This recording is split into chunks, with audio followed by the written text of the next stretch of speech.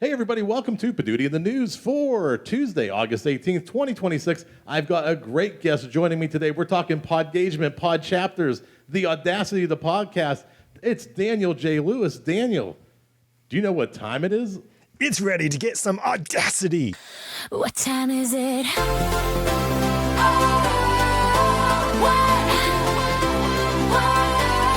time is it?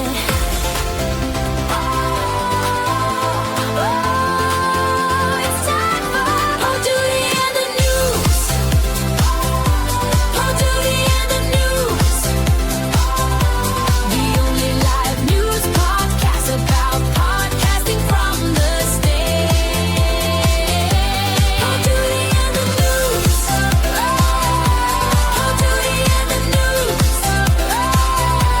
The only live news podcast about podcasting from the stage.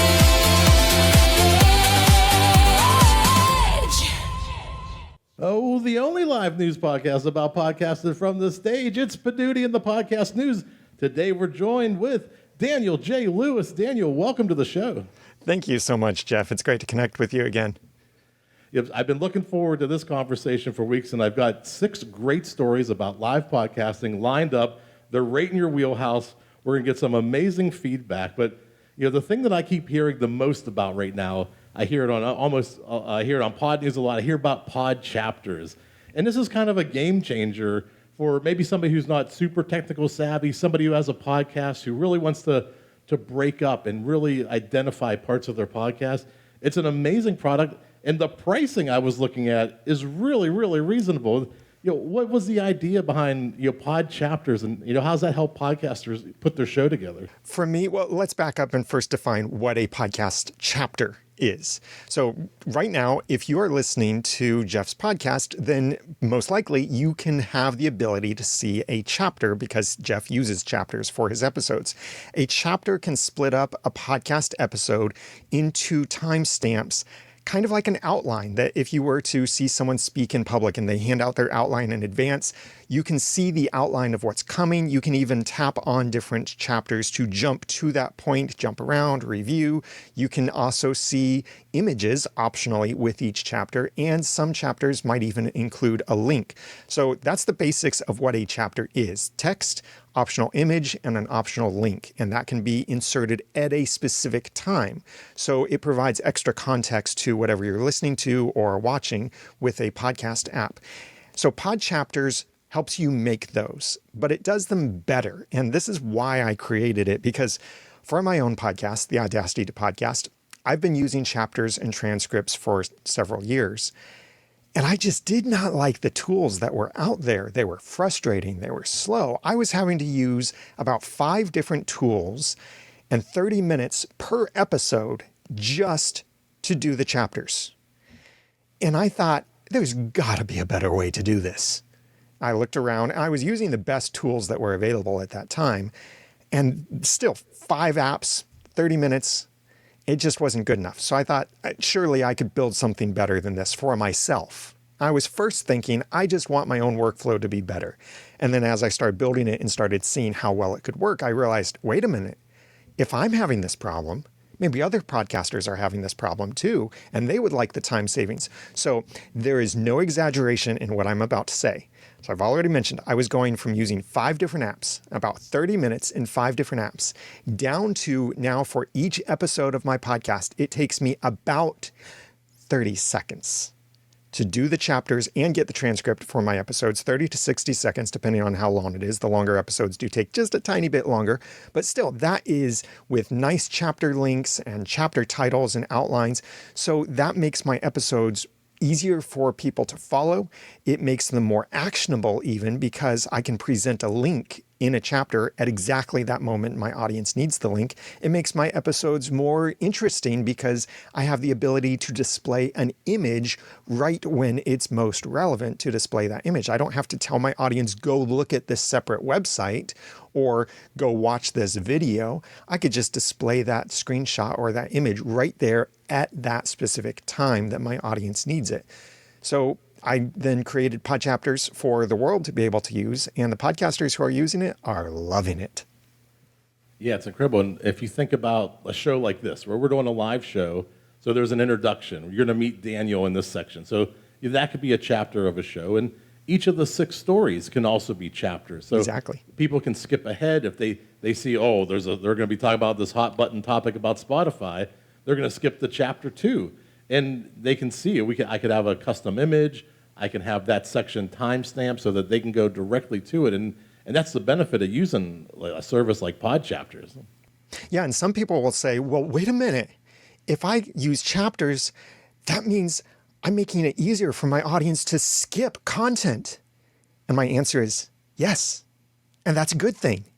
Because wouldn't you so much rather your audience get the content they want from you than get frustrated that they can't find the content from you and they leave and go get it from someone else? So yes, you're enabling them to skip to what they want from you. So I think that's a good thing. And in fact, even when it comes to sponsors and such, and we'll talk about skipping ads and sponsors in a little bit, but even when it comes to ads, you could use a chapter to make your ads, your sponsorships, your any kind of call to action, even if that's simply asking for feedback from your audience, you can use a chapter to make that more actionable so that people can tap that link right when they need to, or they can see a picture of the product that you're talking about right when they need to. So you're actually making your ads better when you use chapters. Yeah, it's pretty incredible. Podchapters.com is the website. And just go check it out, because you're telling me things I didn't even know you could do with chapters. So I'm already learning things. Check it out, see what's possible. That the idea of putting a link or an image per chapter, that's something I bet a lot of people don't even know is possible. They're not even thinking about chapters in that kind of terms. Yeah, and it's just the foundation for what chapters can do in the future, because there's this whole podcasting 2.0 initiative that's building on top of what a podcast can be and do.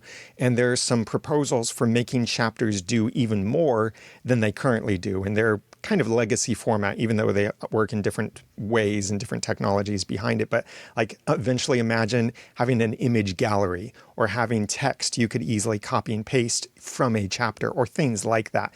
That's being built on to what chapters can do, but it's all built on that basic foundation of what a chapter is. Yeah, I love it. If you want to hear more about podcasting, the Audacity of the podcast, that podcast was that 2000, I want to say 9, is that Close. late?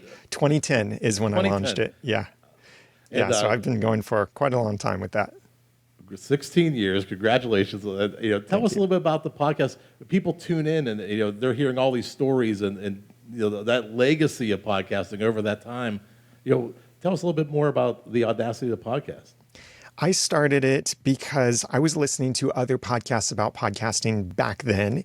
I started my first podcast in 2007, actually, and it was a clean comedy podcast.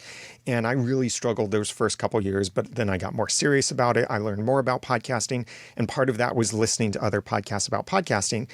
And I started getting a little bit frustrated because the podcasts about podcasting were not talking about things that I thought they should talk about. They weren't mentioning certain things, especially since there was this software program, Audacity. See, the word Audacity in my title has always had 2 meanings to it, like the Audacity, but also the Audacity software.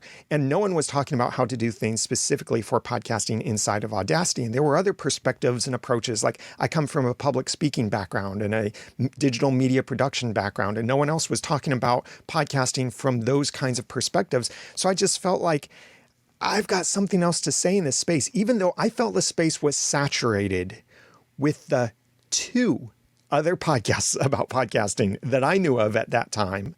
And I thought it was saturated, but I just felt like I have other value to add to this space. I would like to also share what interests me and from some of the things from my background and hope that maybe that benefits other people. And I had no visions of running a business from it, but indeed it was the missing piece I was looking for to eventually start my own business.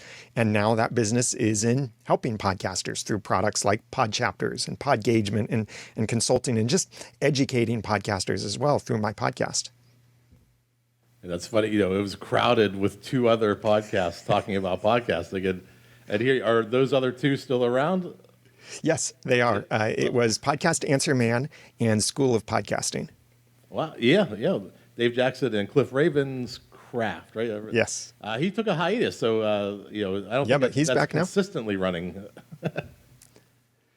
Well, check it out. I'll have all the links to Daniel's Podgagement, Podchapters, the Audacity of the podcast, the consulting. You'll be able to connect with Daniel in the show notes. There's a special dedicated page with all the episodes that Daniel's on, this one, and hopefully in the future as well. Are you ready to get into our stories? Oh, I am so ready. This is the CMO podcast takes creativity live at Cannes Lions, and they recorded at the Havas Cafe during the festival for their second installment of a 3-part Creating Desire series.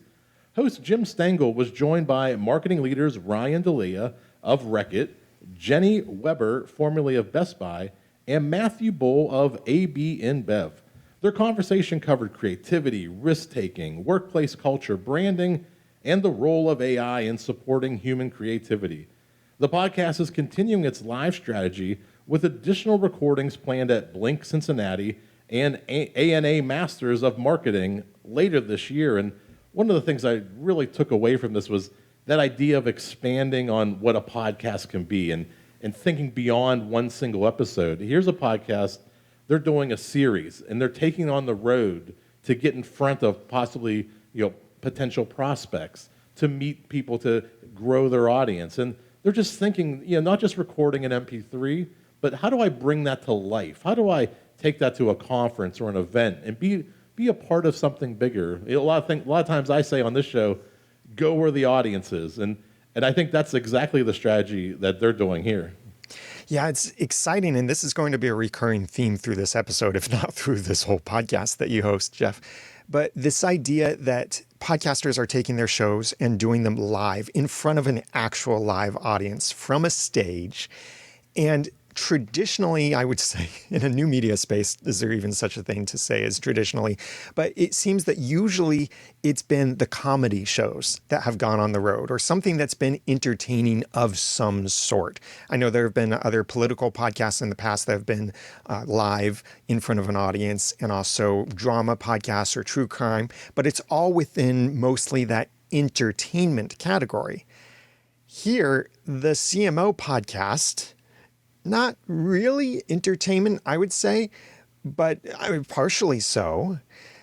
But still, it is that idea of bringing the content to the people and being able to bring the people into the content a little bit. I really enjoy, even for some of the entertaining podcasts that I've listened to over the years, when a show would go in front of a live audience. Like No Such Thing as a Fish, for example, is a popular British podcast that I've listened to for a while. In front of a live audience, the energy is completely different. And they get to hear the reactions from the audience and respond to that. And I enjoy those live shows a bit more when they know how to do them well. And it's exciting to see that branching out beyond only the entertainment-focused podcasts to all kinds of other podcasts too. Yeah, you mentioned covering live stories. We've done things that have surprised me. Accountants have gone from city to city taking their podcast and doing these free seminars, free events, recording a live episode while they're in the town and getting new clients.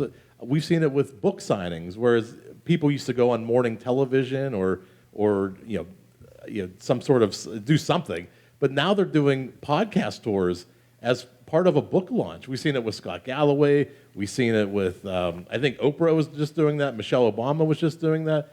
They're going on the road and they're taking their book with them and recording their podcast for the entertainment and then signing books and doing meet and greets. So it's really grown beyond that entertainment that you're talking about with the comedians and actors and actresses. You're seeing it in so many different niches where they're able to really expand their audience, expand what a podcast can be when you take it out in front of people. Yeah, and podcast, I still define podcast more by it's a distribution method specifically. But I know there's the big debate over that even. But still, just to get it out there in front of the audience and for the audience to realize this isn't just some guy talking in his basement or his closet. This is other kind of content that I might usually enjoy going to see. And it's available even as a podcast too. Yeah, it's the newest form of entertainment. I try to explain to people, this is very similar to what happened to comedy in the late 70s and early 80s. What's happening right now in podcasting is there's a lot of people doing podcasts, but there's not a lot of places to perform it, especially at the smaller levels, the smaller venues. And that was what comedy was like. People were doing it in the back of Chinese restaurants or bowling alleys in the early 80s until comedy clubs started popping up to support that ecosystem. And right now we're seeing that with podcasting, the same type of thing happen. Oh, yeah. And the opportunity for that, even if you just aren't renting a space for it, but if there's the opportunity for you to be somewhere like a conference, I know you talked about that a little bit in your previous episode, for you to be at a conference presenting either from a stage or even just from a booth and recording your podcast that way. There are so many more ways now to take your podcast on the road to record it. All right, let's go to our second story. And this one has caused some ripples across podcasting, especially the news shows. A lot of discussion about this. And there's been an update since I wrote this, so we're going to get into the update as well. So Spotify tests a new podcast skip ahead button, and they're testing this for premium subscribers that can automatically move listeners past portions of podcasts, including baked-in sponsorships, introductions, promotional content, and even, I think, their own Spotify ads. We'll get to that in a second. The feature, Spotify says it's testing it as a feature as part of the efforts to make podcast listening more intuitive. Some publishers and creators have raised concerns that easier ad skipping could affect the value of host-read and embedded podcast advertising. Spotify says it's seen listeners reinvest the time they save into consuming more podcast content, and it does not expect the feature to negatively affect creator monetization. There is so much irony here with this. Spotify doesn't even see it themselves. I mean, they're saying, hey, you know what? If podcast audiences listen to fewer ads, guess what? That means they can listen to more podcasts. Duh! Yeah. So how about we figure out a way to monetize podcasts that don't involve ads? But then Spotify is also trying to insert ads into podcasts. But the thing that changed recently about this, so when this first came out, at least, is that this worked to skip the creator's own ads in their content, but it wasn't skipping the Spotify ads that they would add to content. And so that seemed like, hey, wait a minute, this seems like a kind of a dirty practice here. If you're letting an audience skip my ads, but you don't let them skip your ads, that's a bit dirty. So on August 18th, Spotify was reported in Pod News that they said that, oops, that was a bug. We're sorry. We didn't mean it that way. We were just testing some things. We didn't mean it to work that way. And I'm emphasizing the irony a little bit here because I'm not so sure I trust that they actually meant it as a bug, but they're saying that it wasn't intentional for this technology to skip only the creator's ads and not Spotify's own ads. But it does open up a weird thing because we've, as listeners, as viewers, whatever platform you're using, most likely you already have a skip button. So if the creator of that content, whether that's YouTube in a podcast or whatever, if they have an ad in their content, baked in, recorded into their content, it is very easy for you to skip. That could be a couple taps on your phone, on your computer, double taps on your earbuds, anything like that, even voice spoken commands to skip over things. But that involves a listener doing that and choosing to do that in the moment. And there are even some clever ways that creators can work around that a little bit. Like here's a little tip for podcasters out there. Assume that most skip buttons skip 30 seconds. So make your ads or any kind of calls to action 40 seconds. So then there's just a little bit of the call to action that might be caught on the tail end or at the very beginning so that your audience hears it if they're skipping only 30 seconds. But that little trick hack aside, your audience is still choosing whether they want to skip it. They might decide, no, I want to hear what this ad is. Like there are certain creators that I listen to or watch that I consume their full ads because their ads are actually relevant to me and to the content that they're talking about. And I've found things that I've become customers of through their ads. So I do not want the platform deciding for me to skip that ad. I want to be the one, as the listener, to decide whether I want to skip that ad. But you and I were talking, and you mentioned another platform that this is kind of similar to. What was that? The big daddy, YouTube. YouTube have for years. If you've been a premium subscriber on YouTube, YouTube knows retention. It knows when people are looking, when they're skipping, when they're dipping, and it isolates the entire spot where people were jumping over anyway. The algorithm detects where that is. It says people commonly skip this, and you just hit skip, and it jumps over that ad. And they've had that for years, and nobody's ever really batted an eye. And I look at this from two different perspectives. One, I'm a lover of podcasts. I'm a lover of people who create content. And there's just sometimes where the ad insertion doesn't fit. It's just forced to be there. And I don't want to waste time dealing with this. And I want to support the creator, but I don't want to hear something that disrupts the rhythm of the show that's being forced in there. And I get why they do it, and I understand it. But as a fan, I'm the first one to hit that skip button. I'm gonna do it. And my argument is make better content, make the ad insertion better, try a little bit harder so that I want to listen to. Like the shows that Daniel's listened to, they're part of the content. There's probably tools that maybe it's a marketing show about podcasting, and they're talking about certain tools that they're using. That's interesting to the content of the show. It's relevant to the listener. Yeah, that is the key word, relevance. And you compare this, since you brought up YouTube, to on the YouTube side, even just the standard YouTube videos. Yeah, you can skip whatever the creator is including in their videos. But when YouTube displays one of their ads, you cannot skip that. You are forced to watch YouTube's ads. In that case, I think it makes more sense for YouTube to force that because YouTube is not charging creators, at least not as of 2026, surprisingly, to host content. And they're not charging creators for the bandwidth. So for YouTube to force the audiences to view an ad in order to cover YouTube's costs, I can understand that. If Spotify is building a technology that kind of does the same thing on the podcast side, I think that's a bit different because Spotify is not hosting the content or providing the bandwidth for the podcasters. The podcasters, unless they're using Spotify for Creators, which is their own then proprietary hosting platform. But if podcasters are using Libsyn, Buzzsprout, Captivate, Blueberry, Transistor, all of these podcast hosting companies, those are the companies that are providing the distribution and the hosting and the bandwidth. Spotify is just a consumption portal for it, a consumption app.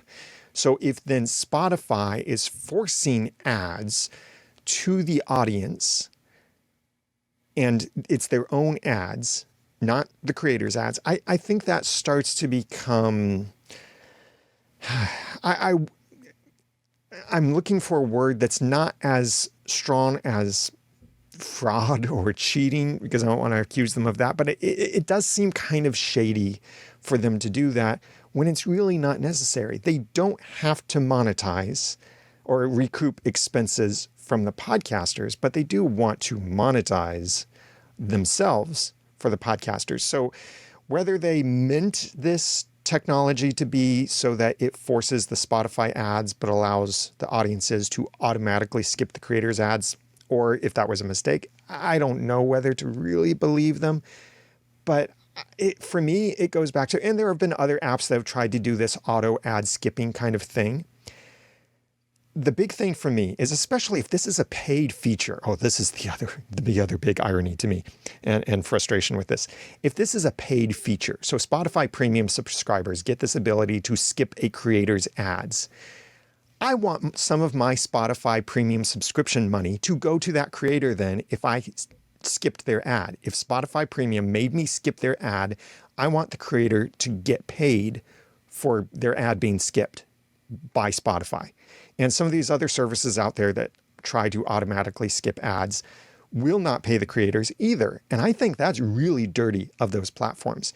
And the last point here that I thought, as you can tell, I'm very passionate about this one particular story. That's why I'm spending so much time on this one. The other point here is that some of these systems will recognize a call to action as an ad, and it may skip an important call to action.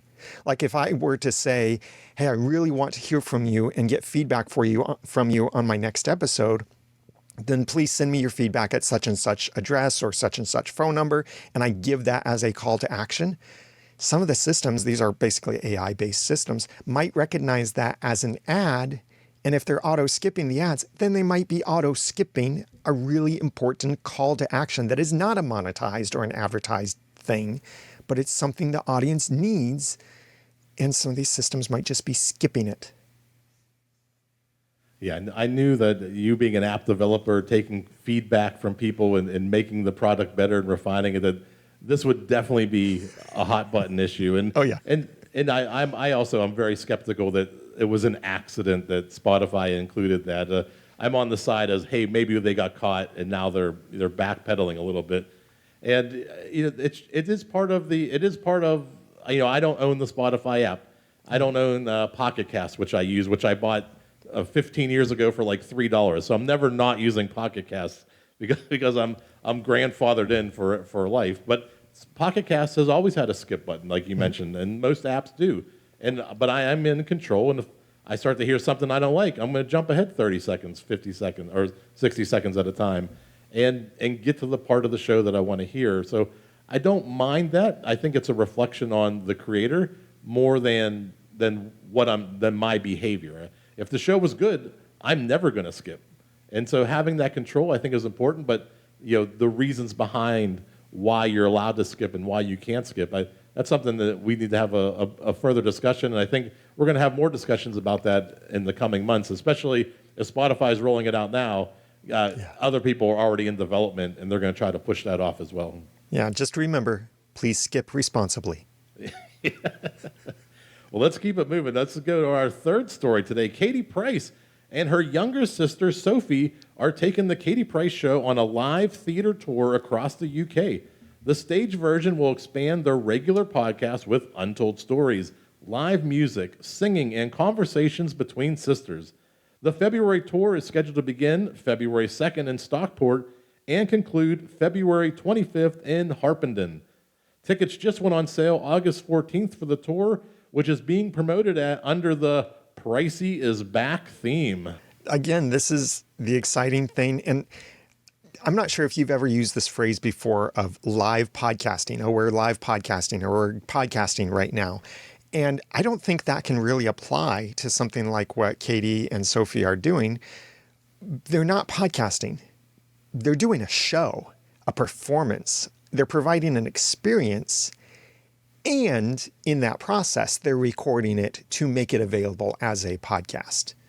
And I like that approach where people are accepting podcasting as a way to distribute content, not as a format of a show.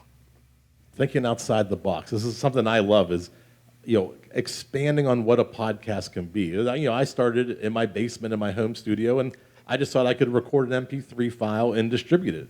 And that was a lot of fun. I really enjoyed doing that. But then I had started to hang out with people, and I found out other people like podcasting. I'm like, why don't we get together? Maybe a couple people come over and we all sit in a room. And that idea and that concept keeps growing and growing. And here we are today where two sisters are filling theaters over in England, doing their show live that they probably started in the basement, just themselves, giggling and having fun and being typical sisters, goofing off. Probably mom is upstairs stomping on the floor, quiet down there. And that's turned into something so much bigger than what they first envisioned a podcast can be. And I love that they're expanding on that, but they're still using podcasting as a distribution channel, like you're mentioning. They're going out, they're performing an event for their fans. It's a special occasion. People are coming out to see them. But then everybody who can't be there, a couple weeks later, maybe a month or two later, they're going to get access to that special content through their RSS feed into their podcast app, and they'll get to experience it as well. Yeah, and there will be the exclusive experiences for the people who are there live to see it. And so that's part of the benefit of going live is you get to experience that energy there that doesn't always get conveyed through the podcast, or sometimes the podcast gets edited down. Maybe certain bloopers are edited out, or just things that happen that it's the whole, oh, you had to be there. And it's that premium experience that is the add-on to being able to be there live, but then still sharing the content experience with the audience through the podcast is providing it to everyone who couldn't be there. You know, when you listen on your morning commute, or while you're doing a lap around the neighborhood, walking the dog, you hear these podcasters and you become very close to them. You know what they sound like, but you don't know what they look like, and you don't know how they react in the moment. You don't know the facial expressions they make when they're thinking or reacting to the audience. And you get to see all that. And it really adds a whole nother dimension to the podcast when you get to see these people that you've become friends with over the years. You get to see them live in front of you in person. You're like, shut the front door. I can't believe I'm watching you. I've been listening to you for 5-10 years, and here you are. You're on the stage right in front of me performing your show. And it really changes the dynamic. That relationship becomes something so much greater because you've already been listening to them for all these years. Now you get to see how the sausage is made. You get to see them laugh and react and giggle and take questions from the audience, and how they treat other people. That can really, really elevate the way you think of that host. And what's so special about podcasting for this is so many of these people who are doing these live shows like this started with a podcast. They were nobody before their podcast. And unlike the TV and movie celebrities, they are playing a character on the show or on the movie. So when you meet the actor or actress, you're meeting the real person who could maybe still be acting even when you see them in person. But with a podcast, you've gotten to know them in their authentic selves, maybe a little bit projected, just like I'm projecting a little bit bigger right now since I'm on a show with you, but still their authentic selves, so that when you get to see them in person, it's not like they're a completely different character. Yeah, people tell me I'm a different person on stage. Or like, normally I'm sitting in the corner and I'm just watching everybody and minding my business. But once the lights come on, podcast Jeff is a different Jeff, and that's just it is. I guess I am playing a character in that regard. And these two sisters who are going out, they are, I guarantee you, slightly different on stage. They're probably their authentic selves, but they are hamming it up. They are performing. Yeah. They are trying to make a show for the audience. So you get to see all that and how that unfolds and how they work together, and even the things that may get edited out on an audio podcast. You get to see, okay, these sisters do fight a lot between takes. You get to see this whole other side to them. So I'm very excited to see more events like that. We see a lot of this in London at this level, and we're seeing a lot of it start to come to the States. But the States generally are still those comedians and actors that are filling the arenas and large theaters. We're starting to see this bubbling up of the smaller independent podcasters through spaces like this, and through people really taking the bull by their horns and going to coffee shops, going to restaurants, going to banquet halls, and you're starting to see people really perform their own podcast. And when we get to this next story, this one even falls under, a genre that I wouldn't expect. Like, there's a podcast about shipwrecks, right? There's a podcast about everything, and this one happened at I'm not sure if they say TACA, but I would say TACA. It's the Arts Center or the Arts Campus at Willits, and literary podcast First Draft, a dialogue on writing, is recording a live conversation with author Eric J. Dolan at the Arts Campus at Willits in Colorado on August 18th. It's happening today. We're missing it. Host Mitzi Rapkin will interview Dolan about his New York Times best-selling book, The Wreck of the Mentor, which chronicles the 1831 wreck of an American whale ship and the experiences of its surviving crew. Rapkin has produced more than 600 literary podcast interviews, although this will be her first conversation with Dolan. The live event is free with an RSVP, and copies of the book will be available for purchase at signing. And this is that example, taking a book a book release on tour. Yeah, meet the author. You get to hear the stories of the author and maybe hear the author read some of their own book. But now bringing the podcast into this is just becoming a commonplace and accepted that people are going to be more used to now seeing the camera and the lights maybe and the microphones and the faces, but recognizing, all right, this is great content and it's also going to be a podcast.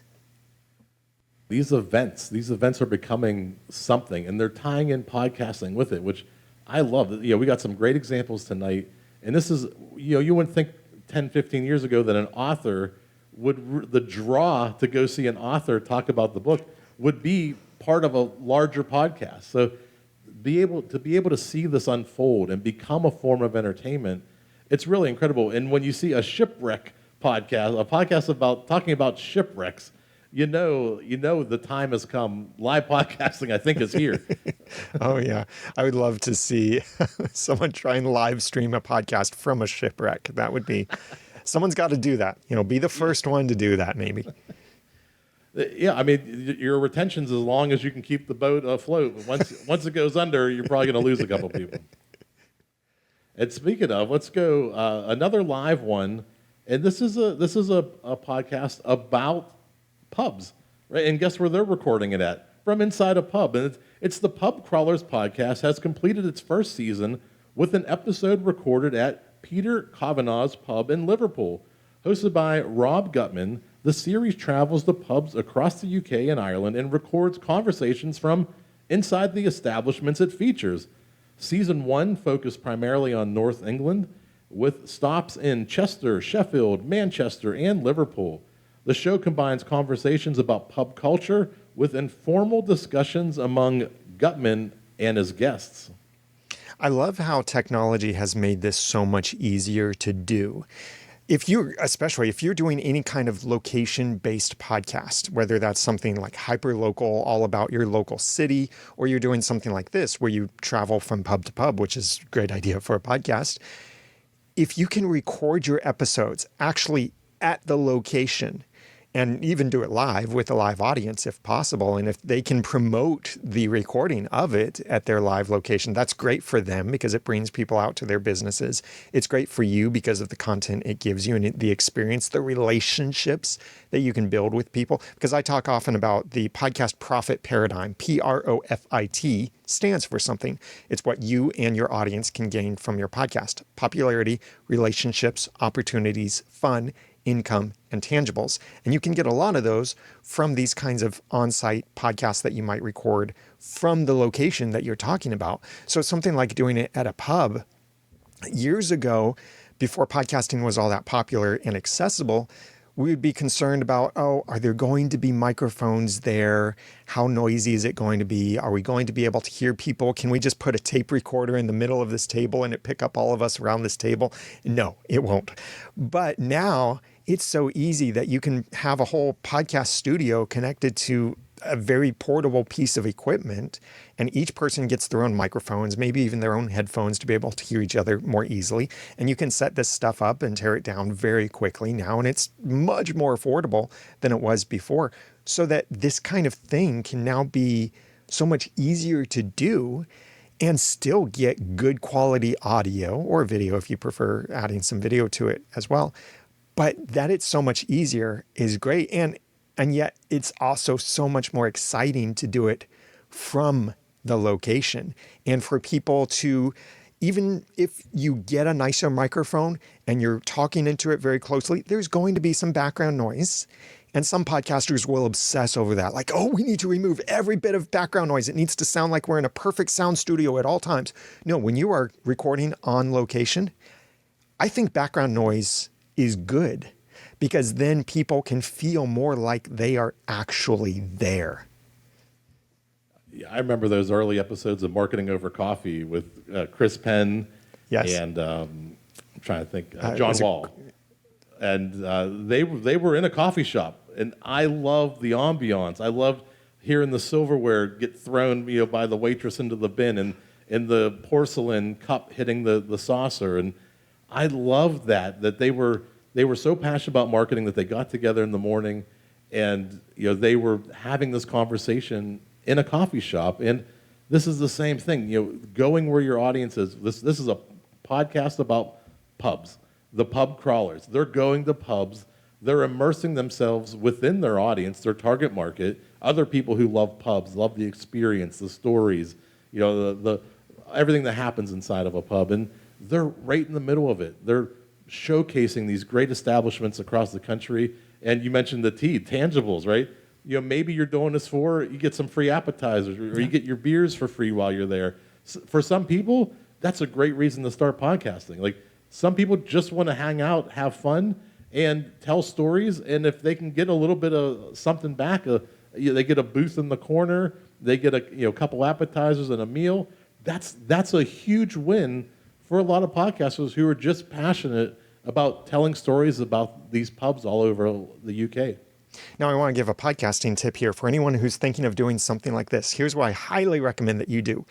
Come up with a brochure or a card or something very simple that you can give to these places, like give them a stack where it promotes your podcast and it's written in generic language that says something like, hear us in this episode. But then you leave a big blank spot where then you can, with your own printer, you can print stickers to stick over that spot that have the location-specific link to the episode or a QR code that goes to that specific episode. So then those locations can have those little brochures that says something like, hear this comedy show recorded from our own pub, or hear the history of our pub in this episode, or we were featured on such and such, that kind of thing, because they love the news coverage or any kind of coverage that they can get.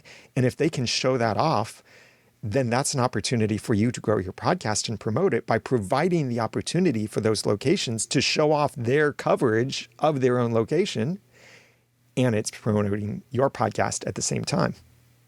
Oh, I love it. I never heard that's a great tip to make those little pamphlets, and then you're promoting my favorite one that I hear the most, especially from podcasters who doing it longer than I have, is using your podcast to get press passes to conferences, to get into conferences, to do more interviews, get more content.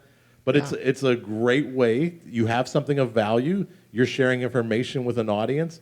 That conference recognizes that. And a lot of times people are just excited to get a $600 pass to a conference where they can go in and record more content for their podcast. And those types of things, you don't think of them as monetary value, but you're creating something of value. And there's ways to get rewarded for that. Maybe isn't cash right up front. Maybe it's these other things that you're able to create something, share it with the world, and live a little better life. Yeah, and the R of profit, the relationships. Like if you're going to a conference on a regular basis or a convention of some sort, you might start to build relationships with some of these vendors. And they might be like, hey, do you want to do an interview? We've got this new product coming out. We'll give you an exclusive, or we'll let you record this interview or record something about it ahead of time. Or they get you involved in giving them feedback. Or like even if it's a local pub or something, they can say, hey, we've got a whole new menu. Would you be interested in coming back and doing another show with us, and we'll let you try some of these new items from our menu? The ultimate would be getting an appetizer named after your podcast. Oh, that would be great. Yeah. I'll get some Poduty nachos, please. That might not pass the health board, but we got one story. This goes by so fast. Every time I do this show, it gets quicker and quicker, and I wish we had some more time, but we're going to go down to Brazil. We've been over in Europe for a while. It's LicensingCon LATAM, LATAM, returned to Sao Paulo, Brazil, August 12th and 13th with a live podcast recording added to its conference programming. In partnership with EP Grupo, GKPB, and Soapbox, the event hosted interviews with executives, creators, and licensing industry professionals. The recordings are being distributed through EP Grupo and GKPB channels. The conference also introduced a creative hub and featured companies including Warner Brothers, Discovery, Mattel, Paramount, Netflix, Hasbro, and Disney. This is neat to see because I'm not sure if you knew this, but for a long time, Brazil had an interesting grip on podcasting, where it was Todd Cochran, who's since passed away, but from Blueberry, would talk about how the podcasters in Brazil get crazy downloads for really long podcast episodes. So I think the Brazilians are really connected to their content there. I mean, that's a place that loves long form content. And if, that's most podcasters are creating a half hour, hour and a half shows.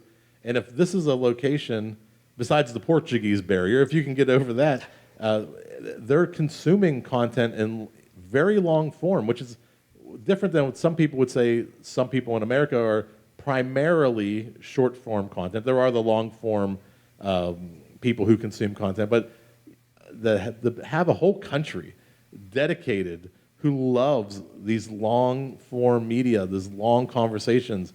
That's going where your market is. Go to that area, produce a show of people who love long form content. Yeah, and I remember when I had a podcast about the TV show Once Upon a Time, which was on ABC several years ago. It seemed like I would always hear from someone in Brazil and just how much they loved consuming the longer form content. And they would frequently ask about like translations into Portuguese and such. But they've got a passionate community there in Brazil.